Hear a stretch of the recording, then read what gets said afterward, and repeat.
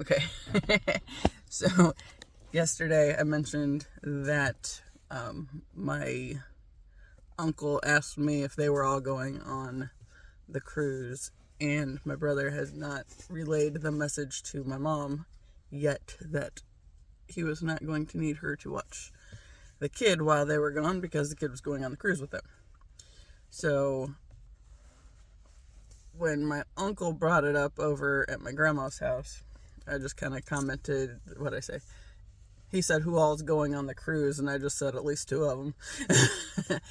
And left it at that. And then, of course, that's not where it stayed at. I moved on to, I think, talking to my aunt about their trip and figuring out the chaos of dog sitting for 3 dogs on top of my own 3.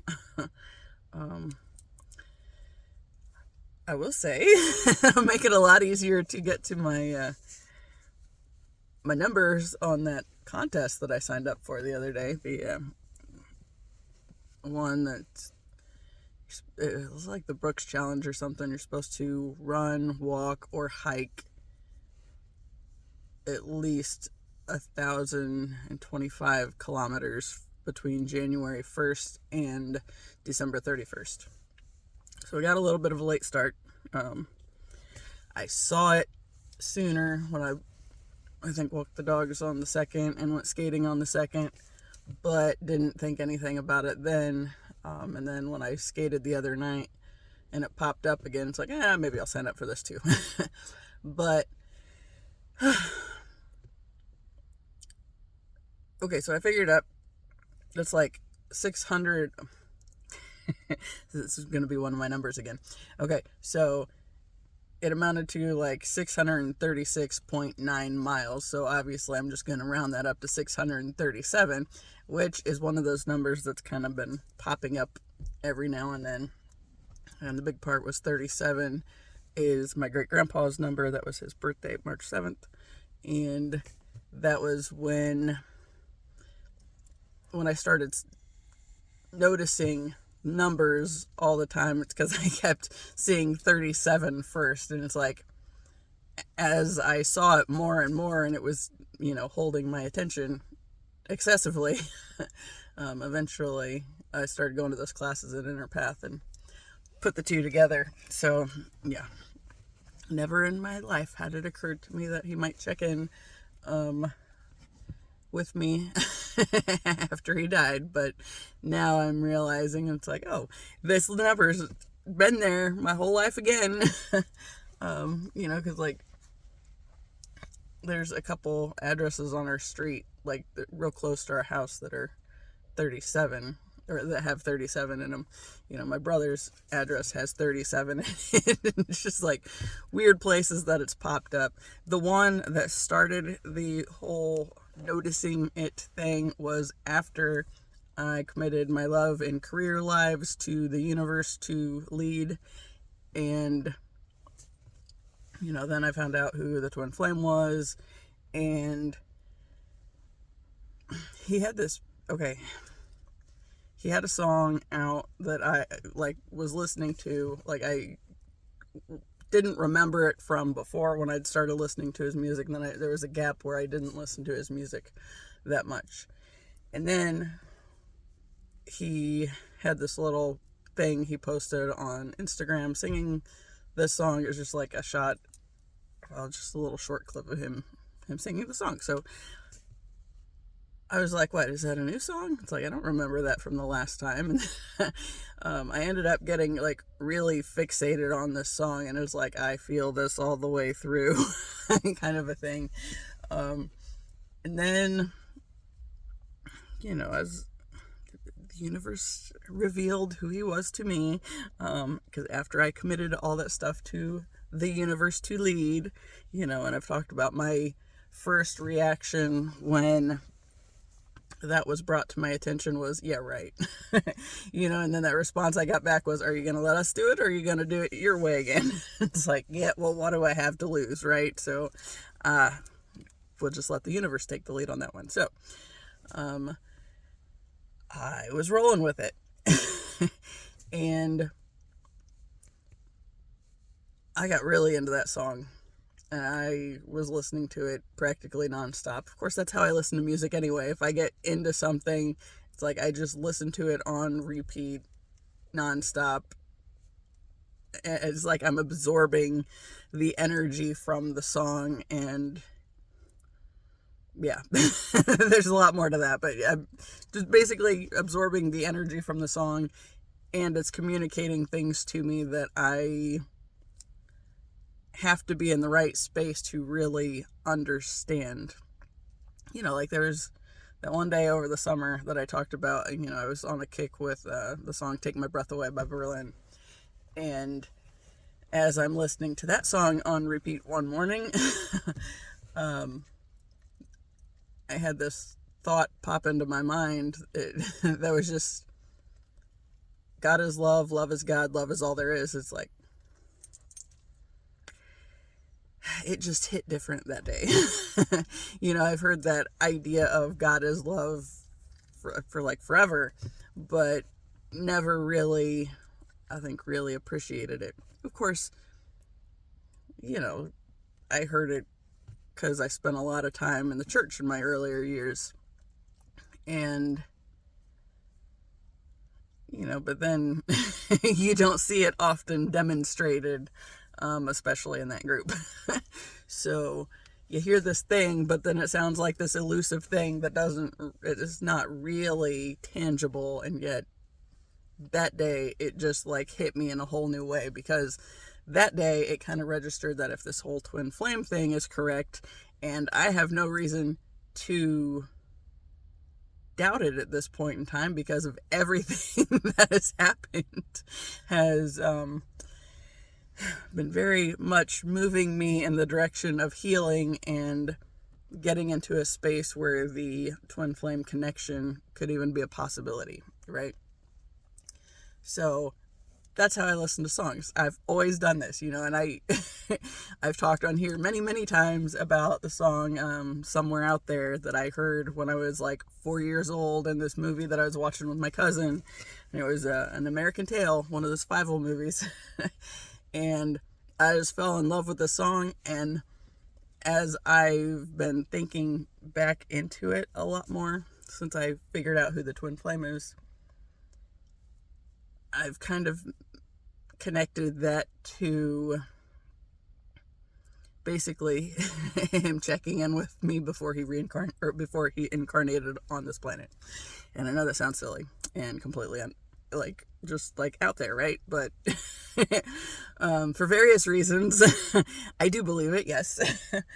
Even though it sounds crazy. And I think that's one of those things where my whole life I've spent questioning myself. And it's like, when I've gone along with my intuition's never led me astray, but I frequently talked myself out of staying committed to it just because of like what other people were thinking, expressing, or whatever. However, I was picking up everybody else's energy on this idea, because I've always wanted to believe in magic and that there's something bigger that's kind of telling the story and all that kind of thing. So yeah. And I've never lost that desire to believe in magic. And I've been thinking about this a lot today, even, and there's been so much today. So, I didn't finish the 37 thing. When it was revealed who he was to me, and after I had the moment of questioning it, and I got really into that song, and then I had this moment of feeling like, what was it? I said something to the effect of, but he feels so sad or something. Like, just the energy that I was picking up from it was just really heavy, and seemed like there was a lot of sadness there. And then literally like within hours of me getting fixated on the song and then making this random statement to the universe or whoever might be paying attention. Then it was like almost it felt like a response to it, to be honest. He posted a picture and like his eyes looked a lot lighter and softer. And it's like, huh. And it was just like, because it felt like it was or directly connected to it, I took a screenshot of this picture, and I've lost hours to that picture, I'm not gonna lie. It's like, just like when I bring it up, it's like I just disappear and like go to like a whole nother place, and I don't know how to make that not sound crazy either. But I think at this point I'm just embracing the fact that I sound a whole lot of crazy, and there's reason for it. And I've spent a lot of time with that idea today too, but the point of that was the first time the 37 started really standing out to me, because I took the picture. It was October 26, 2023 at 10:37 p.m. And that was the first 37 that it really stuck with me. And then I started noticing them everywhere, and then I realized it was in my brother's address. And then I realized it was like literally driving down, if we turned out going the direction that I would have gone to high school, so I was passing these addresses that had 37 in it like the whole time. It's like, obviously there's something there because now it's getting my attention. And then after I started going to those classes, I made the connection that was my grandfather's birthday. And sure enough, I confirmed with my aunt a couple days later, and I said, when was his birthday? And she said, March 7th. It's like, there it is. And there's been so many of them since then. Like 5/15 is my great grandma. So that's another one that's really important. Then 7/19 was the day that my friend Tyler died. And that one has stayed with me because for a long time, it was because his death date, this sounds kind of shitty, but meant more to me because it was, him dying was the reason I started being able to navigate into this healing process that I've been embarking on the past several years. And so for a long time, it was just his death date. But then, I always knew when his birthday was, so that just wasn't the one that stood out. It was the one that was relevant for my healing journey beginning that really kept coming to me. And then I started seeing 34, which was how old he was when he died. And hey, that's in my license plate. 37's in my dad's license plate. So it's like, they're everywhere. And then I started seeing his birth date too. And it's kind of funny because the day before his birthday, it was last year, so obviously not actually before his birthday, but on April 28th, that's when my sister-in-law's mom passed away. So I don't see that one near as much, but I do see that one on occasion. So it's another one of those. It's kind of like just the other side saying hi and checking in. So, okay. So I was venturing down the magical path. My chaotic. Okay, so I've spent a lot of time in my lifetime feeling like I sound crazy or doubting myself and all that stuff. And of course, mental health issues run in my family, so it's not like no, I don't think I'm crazy by any means. And I think there's a lot more to that whole mental health thing than mental health knows. And like from the spiritual perspective, there's very much reasonings for all of it.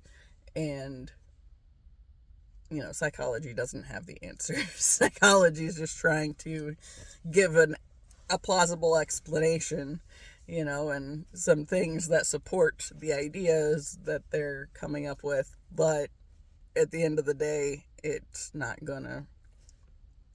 able to fix it. At best it can do is medicate and numb it down a little bit. And even then it doesn't, like schizophrenia, pretty confident you still, in my time working in mental health, they might not have been struggling with the voices and hallucinations and all that stuff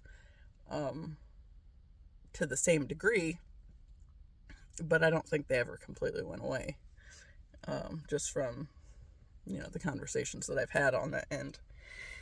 And that's another story for another day.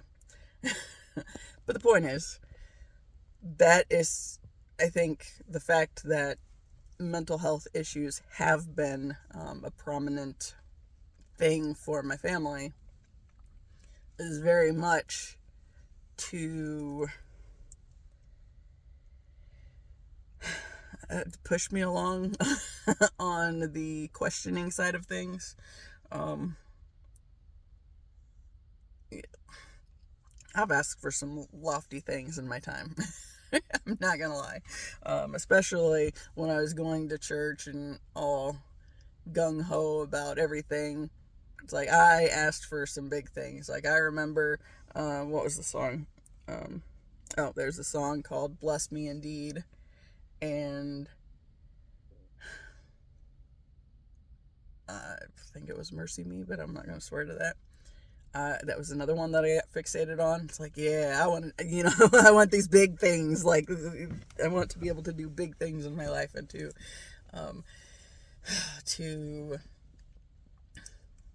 be able to know something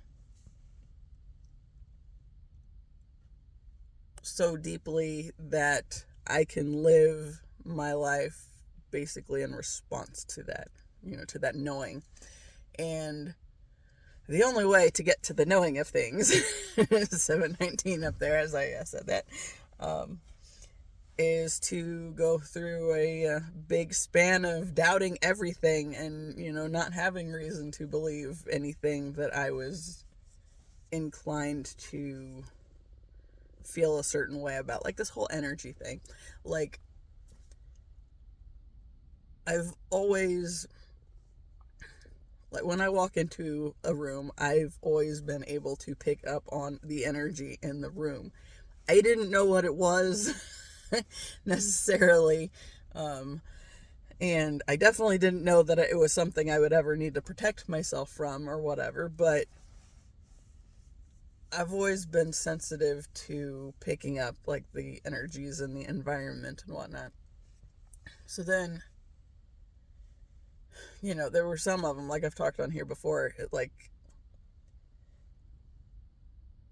I remember this conversation after the shit with my cousin came up, and it was like there was this energetic conversation between my grandfather and my mom, and I don't think that was exactly what it was. Like a conversation between them so much.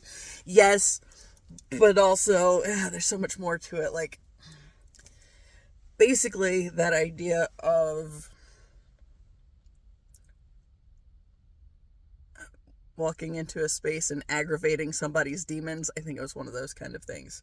But then, that takes it to the point of, well, then what are demons? And it's like, I think that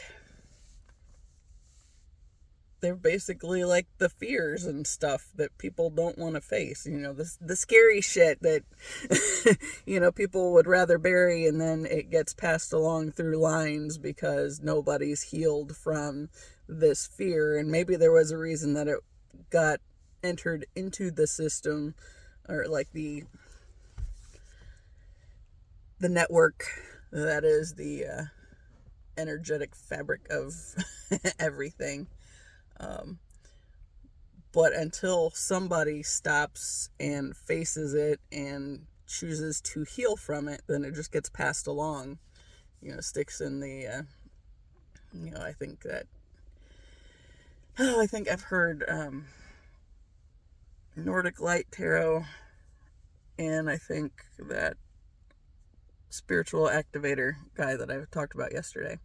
I think I heard them both talk about the idea of the pain body and things getting trapped in like this energetic space that gets passed on until somebody chooses to heal from it, do the hard work and actually face it and see it for what it is and heal it.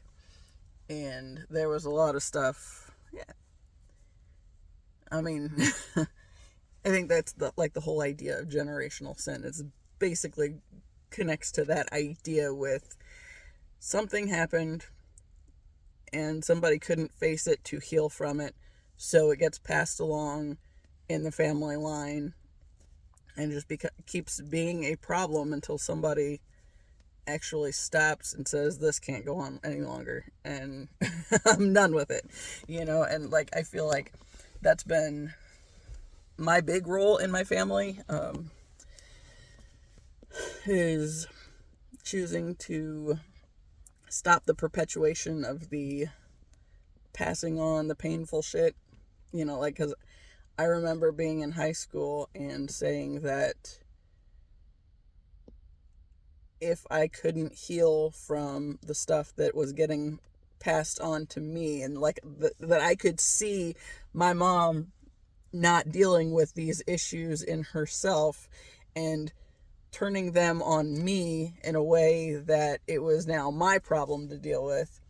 And I remember thinking, it's like, if I cannot heal from this, I don't want to have kids because I don't want to pass it on. I cannot do that. And here I am, 41, no kids. But I've spent a lot of time, especially these recent years, trying to heal from a lot of shit. And especially since this whole twin flame thing started up. Because it was that whole committing my love and career lives over to the universe once again, because this is something that I've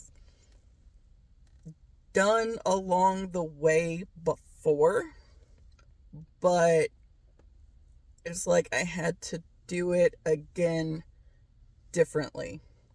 Because before, I remember when I was in undergrad, I got really into writing and felt very confident that I'm supposed to be writing. And I got into that idea of, I've talked about those books Eric and Leslie Ludy wrote that I was really into back in the Christian days. When God Writes Your Love Story and When God Writes Your Life Story. And I thought that sounded like a great idea. So back then, I was still committing it over to the universe, right? And, I've talked on here before about the one guy that I went out with a few times. It was never anything big. But I remember he was giving me a hug one day before he left. And I just remember thinking, it's this is okay, but if it's not for me, then I don't want it. And take it away. And it went flying away in a big way. And it was actually, now that I'm thinking about it, it's kind of funny to think about that even, because, in line, or after having mentioned this, spending so much time feeling crazy or questioning myself and all that stuff, one of the things in that connection, basically what happened on that one is I knew he wasn't for me. I knew that was just a distraction, to be honest. And I was having a conversation with one of my roommates from the year before. We were talking on instant messaging, and I said something about he had just gotten there this one day. I don't know if it was the next day or somewhere a couple days later. And she was like, "Ooh, is that your boyfriend?" or something like that. I was just like, no. But knowing that wasn't gonna work out, I made it like a offhand remark about what she had said, and he freaked the fuck out. So, it's one of those where, I mean, the phrase that comes to mind, and okay, I'm just gonna say it. The phrase that immediately came to mind as I was telling that story was "the trash took itself out." But I don't mean that as he's a trash human. It was just, he wasn't for me, so get rid of it, kind of a thing. And I knew when I said it that would basically be the response, that he wouldn't be able to, I mean, that was going to freak him out, And I didn't say that I had told her we were that kind of involved or anything, because I hadn't. We weren't. But I let him think it enough to freak out and disappear. But then it became this thing where he told everybody that I was crazy. And at some point down the line, like, he was responsible for me, like, absolutely hating guys that year. Because after that whole thing came up, okay, I didn't hate all the guys. The guys that were in that house, I loved them to death. But at the same time, they weren't people that I wanted to date or anything. But, he was running his mouth to everybody. And the girl that would go on to be my best friend for like 15 years, he was really good friends with her fiance. And so they trash talked me a lot. And I heard about it later, because then, when I'm hanging out with my friend and her husband after they got married, because they got married the summer, I think, before our senior year. They got married, and then because they just moved into this house, and I was all excited because they had a projector and a screen, and we were going to play Tetris tournaments. And then, actually, I think it wasn't in the summer. I think it was in the fall she took it. And I was like, it's leaving? Like, I didn't know her or anything. I was just really sad that the projector was leaving, because I wanted to play Tetris on the big screen. Yeah. It was just for a weekend, but the projector came back and the tournaments lived on. But that was like the big thing. But then after that, she became like my best friend. And we were super tight for a long time. So I heard from her husband several times, especially that year, that he was sorry that he had believed the shit that Matt had said about me. It's like, whatever. Whatever. That's all I got. And at one point, there was a group of us that went out to one of the bars. It was a big group of us. We went dancing and had some drinks and all that stuff. And a couple of his buddies were there, and one of them somehow ended up with my phone number and started texting me some really shitty stuff. And I was pissed, obviously. I only responded a couple times, and then I think I eventually blocked him. But very creepy stuff. And I think I would I'm pretty sure that my housemates, like even the guys, knew about that, because it bothered me at first. And it didn't bother me so much that, I've spent a long time worrying about people thinking that I was crazy. So then this one comes up, and I kind of, I saw it going that direction and I allowed it to go that way, if not even giving it the little nudge that direction to make sure it went away. And yeah, so then didn't mean it hurt less once it became more of a thing. And I've talked on here before about how I had the one year that I thought that it was actually the year before, I thought I was having a nervous breakdown.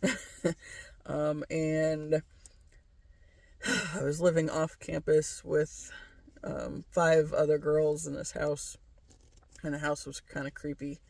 And there was one night that I ended up being home by myself for a little bit after my last class of the day. I think my class was, I don't know if it ended at 3 or if it started at 3. But I got back after that, and then it was just a couple hours before anybody else was there. But it's like the entire walk back home, it was like I had these voices that were picking up that were just like saying really shitty stuff to me, and sinister laughter and like creepy shit. And then I ended up, once I got home, it didn't go away. If anything, it might have even gotten worse. And I ended up I was hiding out in the downstairs bathroom, sitting on the lid of the toilet with my hands over my ears and crying and singing Bible school songs because I was all freaked out. And then, since I was in an abnormal psychology class, I think it was the next week, we listened to an audio recording of what it sounds like for somebody who has schizophrenia and is having an episode, if you will. I was like, oh, that's dead on. And so I had concerns at that point in time. But as I've said, I think there's a lot more to the story of what mental health is. I'll attribute it for me like that. Okay, when I was 8 and things started going to shit,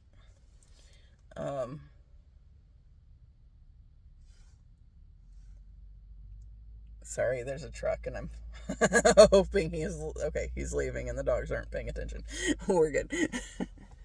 But it was a loud truck, and Gidget just kind of looked at me just now, so it didn't sound any louder than the trucks, or the trucks that go down the road when we're in my office, so maybe that's why we got away with it.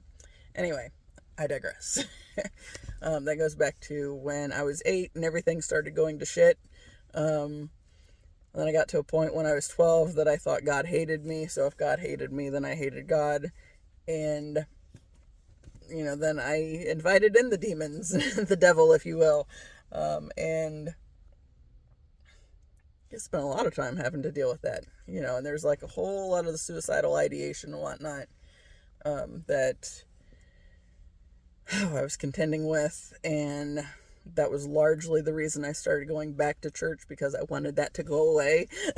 It's like, I'm sorry I did this thing, please make it stop now.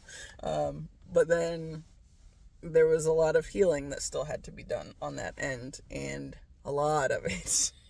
So what I think happened was when I invited the devil in, I think I've always been a bit of an open channel, so I feel like what that ended up doing was just taking me to a darker space where I was absorbing even more heavy shit than I had been before. Yeah.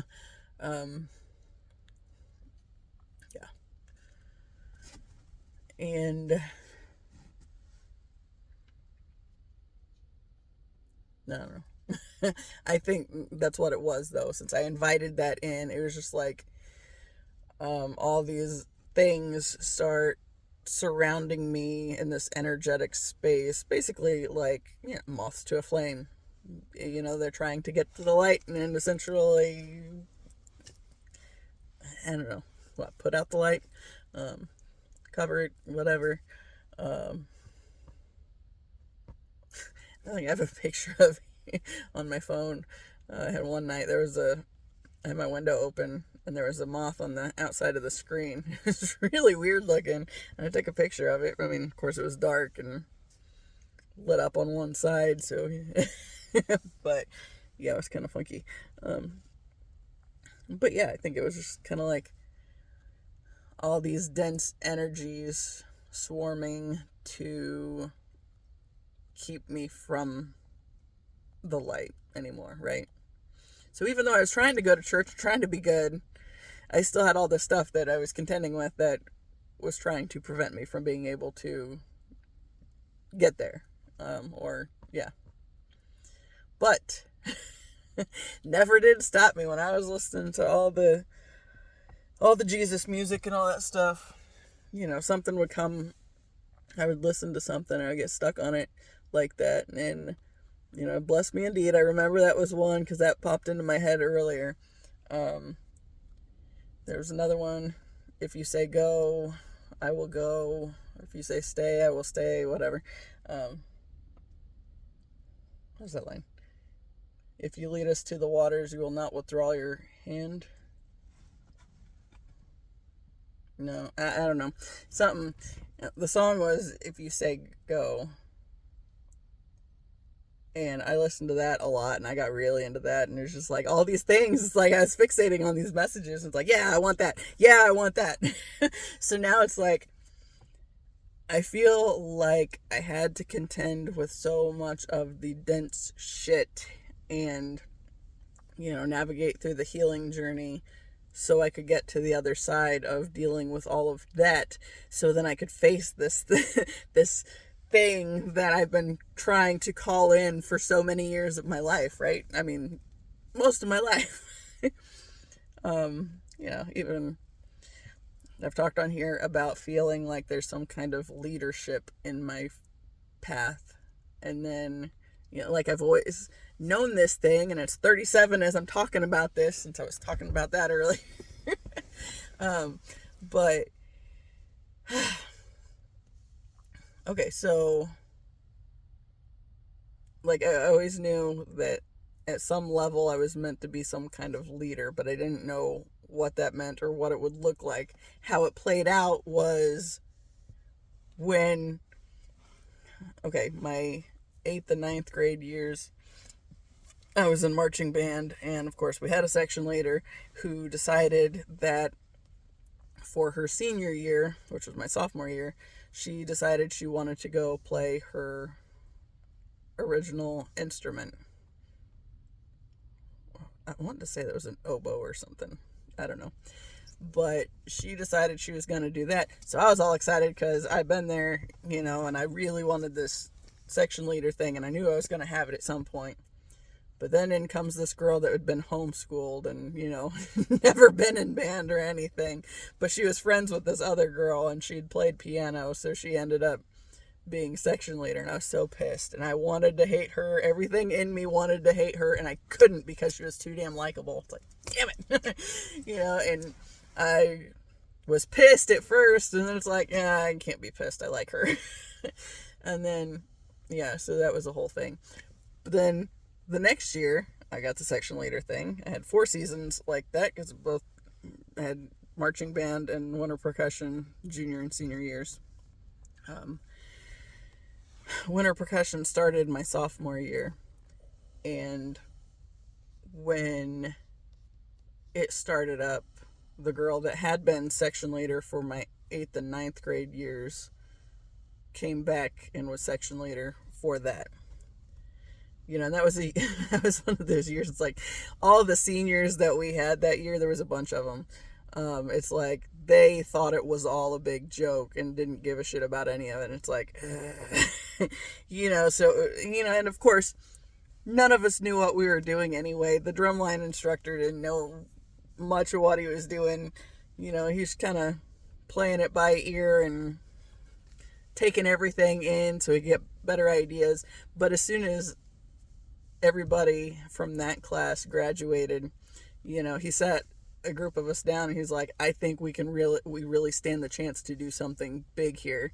And, he got us all like hyped up on it, and he was putting things together to make it the best possible thing he could, and then it ended up being something where my junior year, we won the school's first ever state championship, and it was the drum line that did it. And everybody was very sensitive about that. Sports didn't like that at all. And then the next year we didn't win state, but we won that a world championship thing.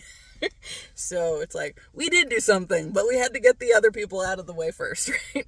We had to get the painful off year where everything just kind of sucks and nobody knows what anybody's doing, and it was just one of those. But yeah, anyway, like before all that, it's like I've always known that there's some kind of leadership thing that I was supposed to do. And, at the time, drumline was the big thing. It's like, all right, so it was much later that I came to realize I am a life path 1, which has to do with leadership. So it's like, oh, hey, and I think that goes back to this point of why there's so much stuff that I'm talking about on here that, I had to be willing to air my dirty laundry, if you will, get it out of my system, and then start talking about the stuff that sounds crazy.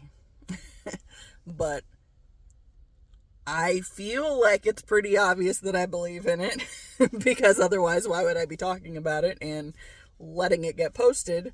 And on that end, being the one to post it, I do the videos, I'll watch it, and then I'll post it later. So, and it's always been me. So I go through the spiel where I'm talking about things, and I'm never scripted, and half the time I might come to one story that leads me somewhere else, and then I forget the point of the first story, and by the time I get to this other thing, it's like I don't even remember talking about that until I go back and rewatch the video, and it's like, oh, I did talk about that, and I never and I never finished that story or whatever. But yeah, it's like this, just this whole thing. All these big things that I prayed for over the years and that I wanted for my life over the years. And, I remember spending a lot of time reading different Bible stories, and that scared the crap out of me. I'm getting a potential spam call, and it just like popped up, but like I looked away, and then I looked back, and I see this little thing at the top, and then there's this thing at the bottom, and the one at the bottom said it would shut the recording off if I answered it. It's like, what's happening? Okay, anyway, sorry. It's gone now. But yeah, I remember like reading these different Bible studies or Bible stories, and like Deborah and her, was she the judge? I think she was the judge. Just different people, and I think I wanted to say it was Ezekiel that was dancing in the streets. I don't know, something about really coming to understand that God was real, kind of a thing, and having this like big experience, and then just like dancing like a crazy person because he knew something that everybody else didn't believe in. And I remember reading those stories and being like, yeah, I want that. So now it's like, I think I got myself set up to where I can sound really crazy, but it's for a big purpose. And it's kind of exciting and, slightly terrifying, but not. It's one of those things. Okay, I've talked about Abraham Hicks on here a lot too. So, what was the one? Okay, they were talking about how if you're at least ready to be ready, then the universe will line you up with what you need to get you where you need to go. And the importance of putting yourself in the vortex, if you will, and, just starting your day as high vibrational as possible and doing what you can to stay on the high flying disc. That's what it was. stay on the high flying disc. She said every now and then there's going to be something that'll come up that'll kind of boot you off the high flying disc, but then do what you can to get back on it as soon as you can again, right? And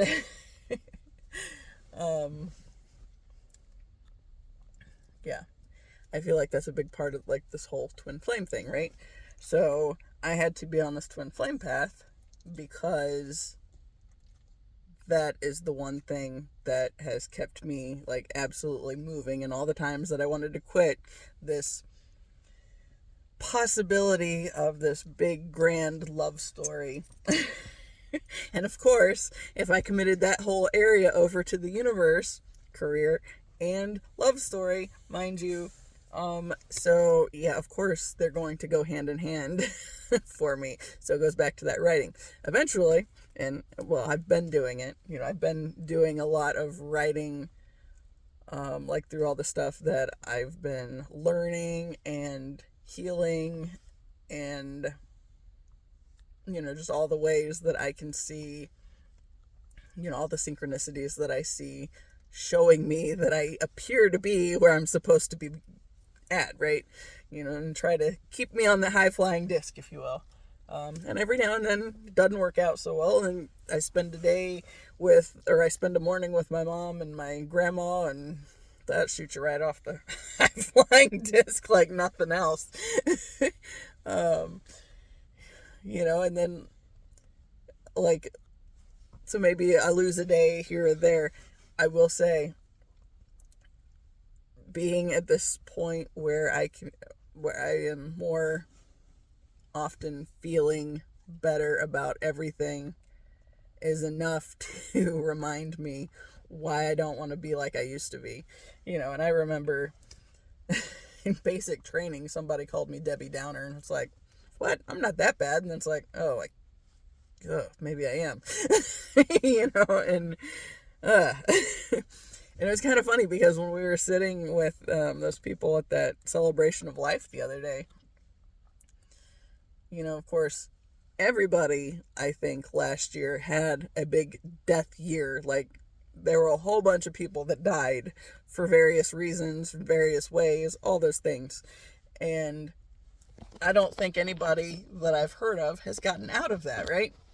And, so we end up sitting with these people we haven't talked to in forever. And my mom was just like thrilled to death to keep talking about my grandpa's death. And it's like, and anytime they would start mentioning somebody they had that had passed away or whatever, and it's like, then she turned it back to her. It's like, oh man. It's like, I knew it always bothered me being around her when I was around like people that I knew with drumline. But then just seeing that experience seeing that and experiencing it now that I have my own boundaries against the negativity and am trying to keep that out of my space as much as possible. And it's like, oh, then it's like, this sticks out like a sore thumb. It's like, oh man, no wonder these people don't want to talk to you long term or anything.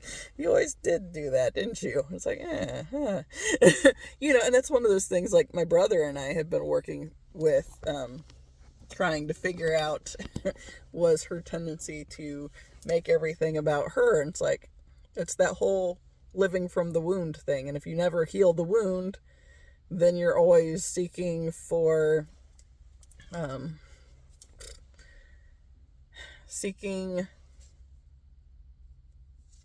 to make it feel better in any other way, I guess, and talking about it all the time doesn't make it feel better, but it at least, I guess, gives it attention and validates it, maybe. I don't know, I'll have to spend more time with that one. But yeah. Anyway, so this morning, I was spending some of my time getting on that high-flying disc place, and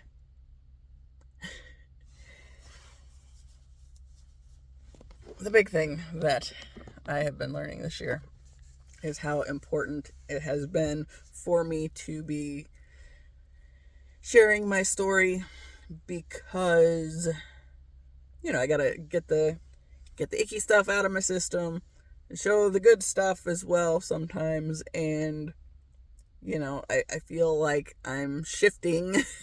I feel like the big shift in dynamic was that's a hawk. I love hawks. Hawks are important. Let me say that in every single video if I need to. Hawks are important, y'all. And there he is. And I've got like 2 really good pictures of hawks that I've taken in the past like 3 or 4 years. And yeah. I've had some really cool experiences with it. They just all at once fly overhead, or like one was just like flying, like when I was at the cemetery one day. I see it come out of the tree line in front of me, and it stayed really close to the trees, but it just the way it was flying, it's like it wants my attention. And yeah, like the other day, where was I going? Oh, I think I was going to class, and I think I was probably thinking something on this twin flame end. And there was one that was on top of a pole, and it like swooped down and like landed in the grass. And it's like it just wanted my attention too. It's like the universe is just directing me to these really cool experiences with hawks especially, but other animals too. Vultures, that was a big one. Yeah. But anyway, so I'm getting into that good space today, right? And I feel like this whole thing is really close. I mentioned, okay, video 123, because 1, 2, 3, and it was on the 4th. So that was the whole thing. I said that day that I'm ready, right? And I said it with the intention, setting the intention, specifically the twin. So it was, I wussed out and didn't say it in the video because I had never mentioned his name at that point, but it was what I was thinking when I said it was, I'm ready, Rick, right? Because that's his name, and I've talked about that on here like 3 or 4 times. I've talked about the way that his name's been following me throughout my lifetime, and especially in these like more recent days, and like the ways it kept popping up over at the freaking hospital when we were there. Because refresher, there's the last day that I went to the hospital to see my grandfather. And it was more to have that conversation with my mom, to tell her that it needed to be okay for that man to die at some point. And then he did die on 12/3, by the way, 1, 2, 3. So that was relevant too, because then I said I'm ready on 1, 2, 3. Well, video 1, 2, 3. So it's like a whole thing there too. Even the stuff like, I don't always get the connections when I say or do something, and sometimes it doesn't register until later. There's a lot of those things. But anyway, that day, I was walking in, and I stopped at the bathroom, and I passed this little short lady, and I was like, I know her from somewhere. I was like, she's a mom of somebody that mom used to babysit. Who was it? And then when I was in the bathroom, it was like, Ricky. Of course. Yeah. So it's like weird shit too, and it ended up that her mom was in the hospital, and I think she passed away the day before my grandfather did. So that was like a whole thing too. And then, the guy my dad talked to for a while they talked about his brother. And then when the guy went to get on the elevator, my dad asked him what his name was, and he said, of course it's Rick. Why wouldn't it be? So it's just like, there it is again. So it's like, there's all these things that pop up, and it's like, I see what you're doing. Yeah. But anyway, so I think I wake up this morning, and I like feel myself in these sort of scenarios with him, right? And it's really weird to talk about how I've never met this person, and yet I feel his energy around me very clearly. And, beyond that veil of illusion thing, or veil of forgetfulness thing, it's like, I now realize how he's been with me my entire life. And, I remember being in high school and I had like the suicidal thing. Like, I think the closest I came to following through with that. And the disruption of it, it was like one of those things that I always just attributed it to God. But it was like, basically I'd gotten to a point, it's like I had a couple ideas of what I was going to do go through my mind, and it started because I caught myself like accidentally, I don't know, like I ended up with like a cord around my neck or something that was on my my bunk bed, and I had a futon bunk bed and tended to use the couch more than anything, so the top bunk ended up being more for storage and stuff. But there's a bunch of stuff up there, and there was a cord, and I wasn't really paying attention. The next thing you know, it's around my neck, and it was a whole thing, and then it freaked me out, and then I was trying to figure out, since I caught myself in that one, and it didn't happen, then if, maybe I could talk myself into it another way, and then I felt bad about the possibility of anybody finding a mess, or what I thought was even worse at that point would be if they caught me before it was over, and then I had to, go get treatment somewhere, and how much I thought that would be worse, because then it was always the thing that I tried and not been successful at. And when I basically talked myself out of it on all ends, I still ended up, listening to the angry voices in my head and telling myself all sorts of shitty things to try to rally myself around to, yes, you have to do this thing. And I couldn't do it. Like, I used to have this tendency, like, I was really bad about anytime I got really upset about something, there are people that, will use blades and cut their wrists or whatever. I didn't do anything. I didn't do that. What I did was I would just like beat myself relentlessly with my hairbrush as much as I could until like I got all this rage out of my system. And it was basically that. I was just telling myself a bunch of shit and trying to get myself rallied around to the point of where I could commit to it. And somewhere in the midst of all that, it's like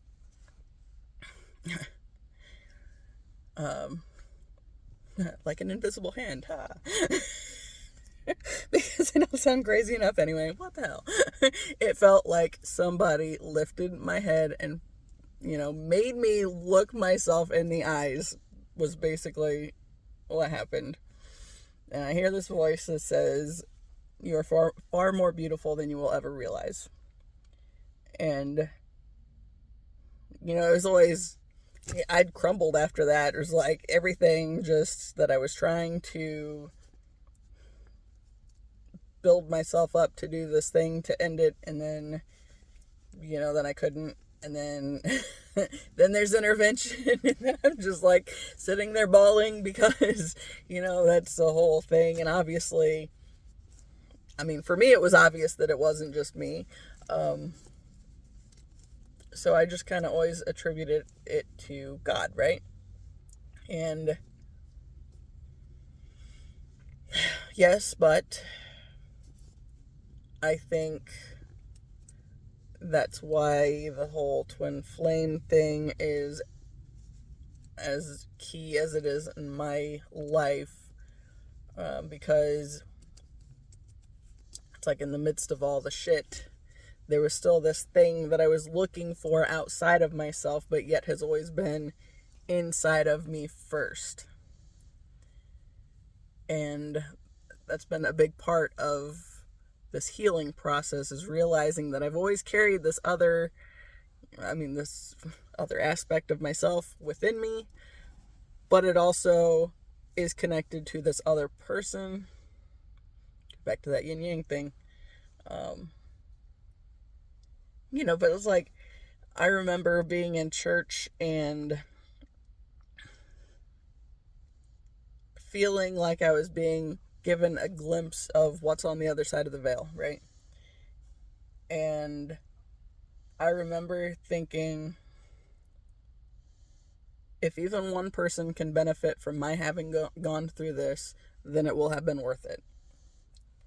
And so I kept going, and it's like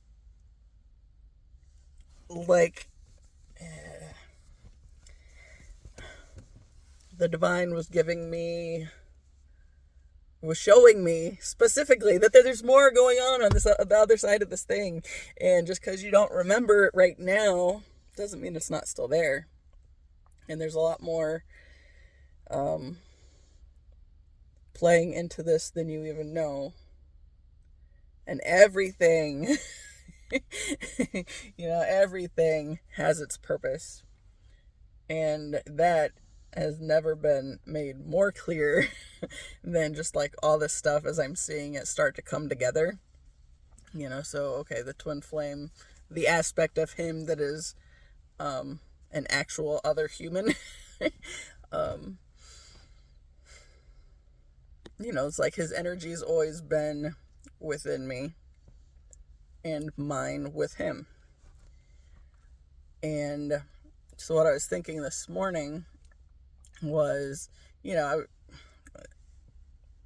spend about every day, I spend a good chunk of my time just being in that space where we're together in like this other energetic space. It's like I can feel his energy around me like all the time. And there are moments when I like start to waver, and then it's not so much, which is why it's so important for me to mind my energetic boundaries and know what's mine and what's not, because icky energies like to latch on and pull you back down as much as possible, right? But I was thinking about this. It's like I had this scenario play out in my head that I've seen before, where it's like the first time we actually see each other in person, right? And it ends up being at one of his concerts that he's doing. And okay, granted, there are 3 bands that he currently has some kind of tour with of them, right? So there's possibilities there.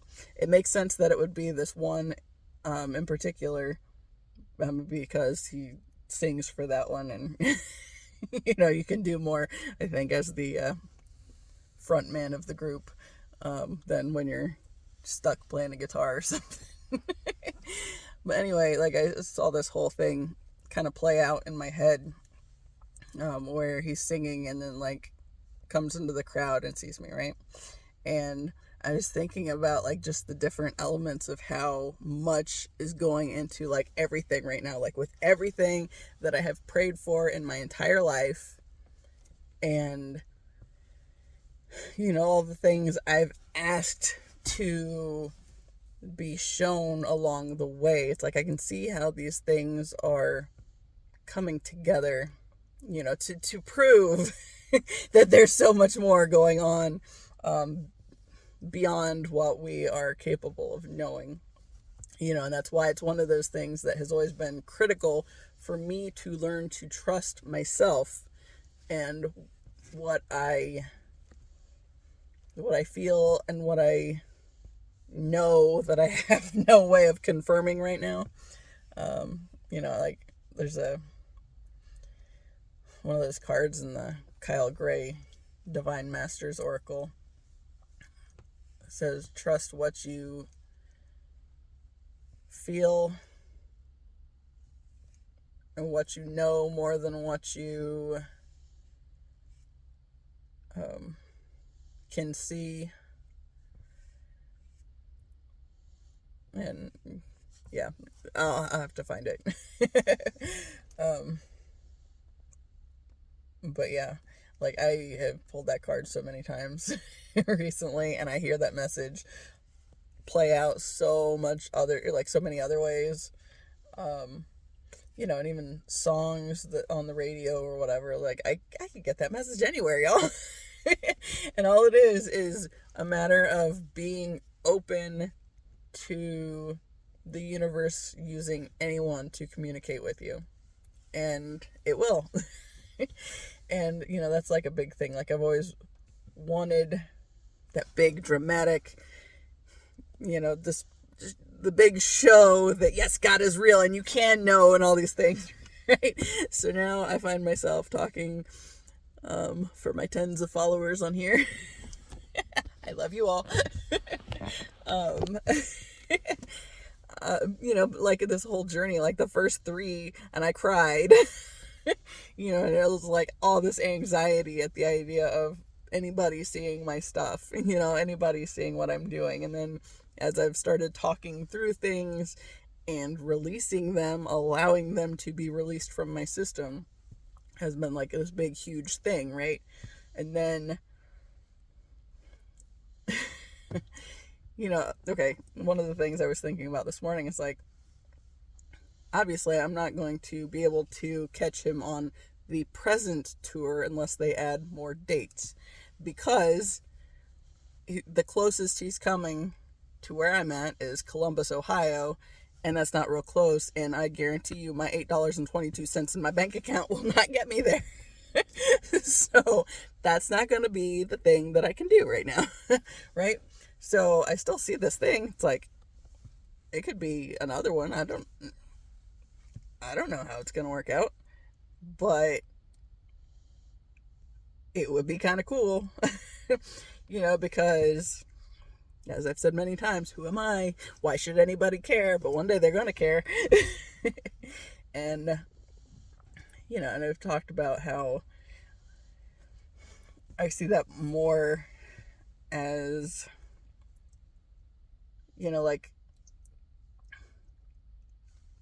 I think when my people find me, obviously it's the ones that are interested in what I have to say right now are starting to trickle in, but not like they will when the time is right and the universe reveals that, hey, all right, now pay attention, right? And I think that's going to come from whenever that whole thing plays out. Now, I don't know for a fact that that's what's going to happen. Like the energies around things can always shift, right? That's the one I've seen play out most often here lately. But that, like, it goes back to that whole,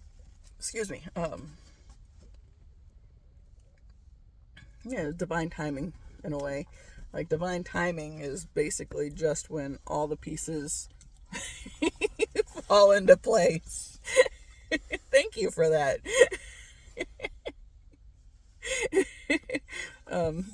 Yeah. We're almost done. Yeah. But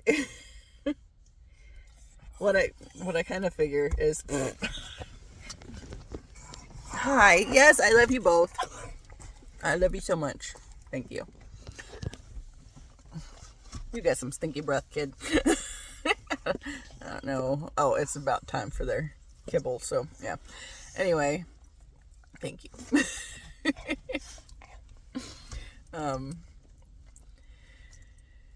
So if it was something like that, then, okay, I watched this Conan O'Brien thing at one point, and he was talking about, like, the moment he saw his wife in the audience. He said somewhere on camera there's a video of him, the exact moment that he fell in love with his wife. It's just like one of those kind of things.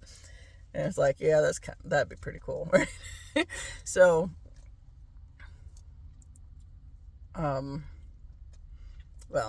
okay, let's go to the concert that I have seen him in so far, right? That was at the start of this thing and before I knew anything about protecting my boundaries.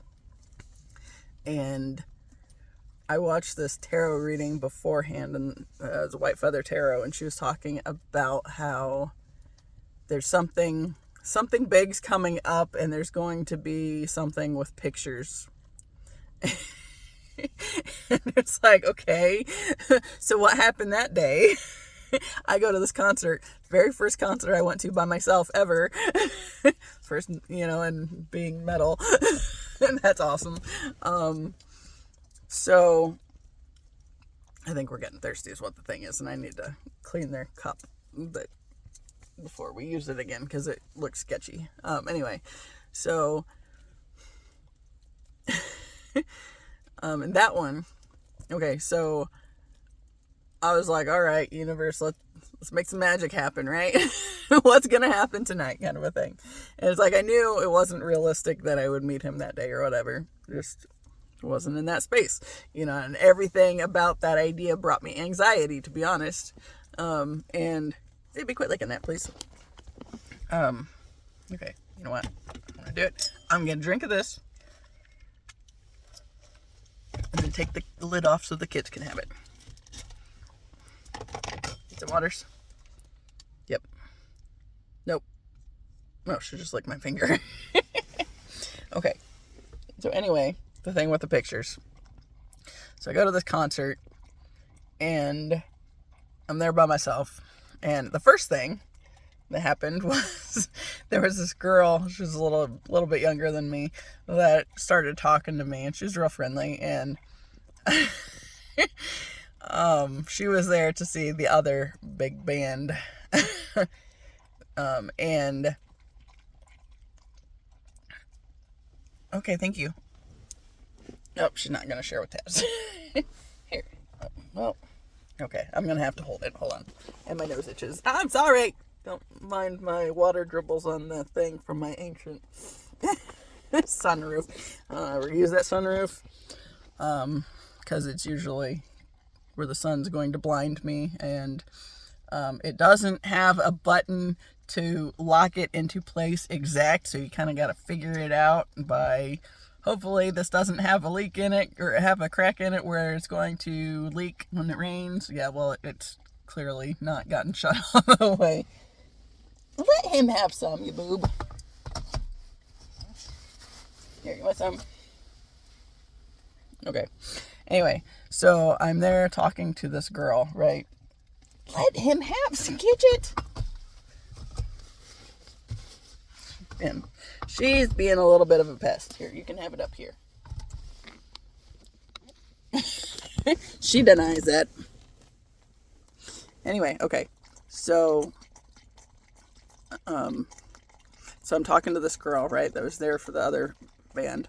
And yeah, we had a nice conversation. She was there with her boyfriend and a friend and whatever. At one point, she has her camera pointed at me. I didn't realize she was videoing. So my first time on a video camera in a long time was hella awkward, because I thought she was taking a picture. I didn't realize she was taking a video. It's like, well, shit, okay, cool. Yeah. And then same day, same concert, there was this group of people, and I'm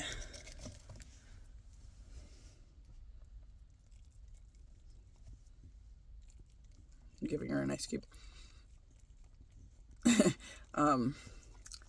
There was, this group of couples that were together. I don't know, there was like 4 or 5 of them, I think. And I didn't know who was all in the group. I just know anytime I had the opportunity, I'd creep a little further closer to the stage,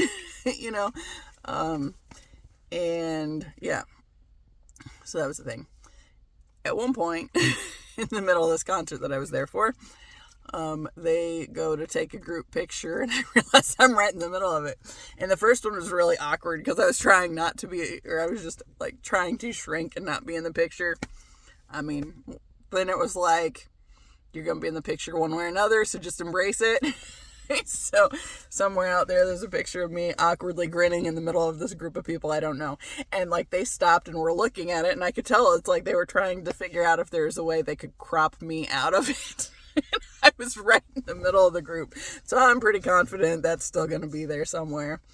It'll show back up one of these days when all the pieces are coming together, right?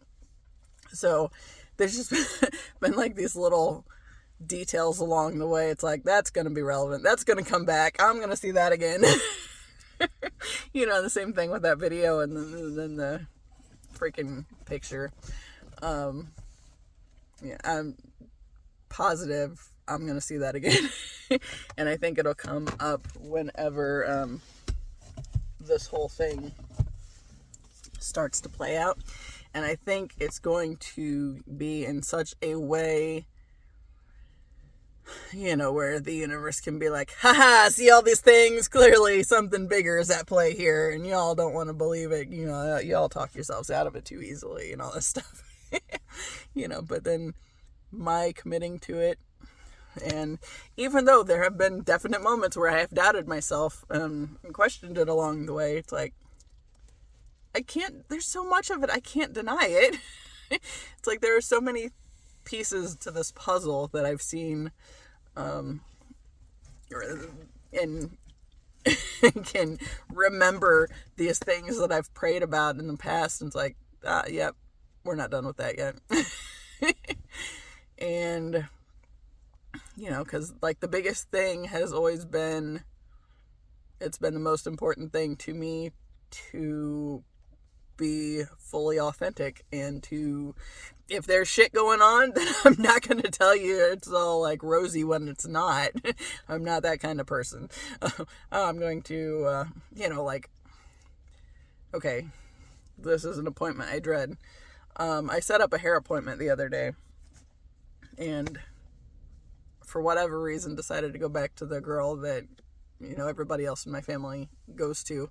Even though I've seen the other girl many times, it's like, and I said there for a while that I thought I should switch over to her.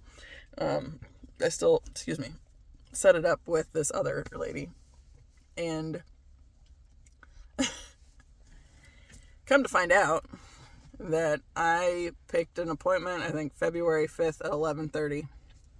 And conveniently, my aunt set my grandma an appointment on February 5th at 11. So it's like, I'm pretty sure that's why there was as much of a delay there, because she was trying to figure out if she would have enough time to finish my grandma's haircut and then do mine, or before mine.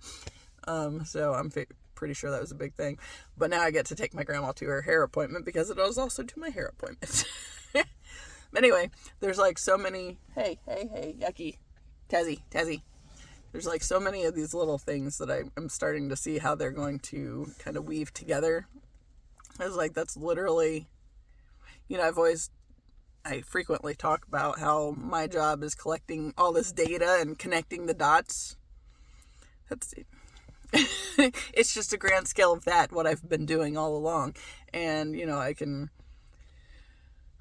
talk my way through a bunch of it. And, it's like there's so much to navigate of it, because there's so many different things that are involved in all of it. And now it's like the universe is getting ready to answer my prayers in the grandest way possible. And ain't nothing nobody can do to stop it, right? So, be exciting, be interesting. But then, yeah, like, even that point to, like, where he's at, because, I mentioned that, he had to be in the spotlight so I could find him, but then how was he going to be able to find me?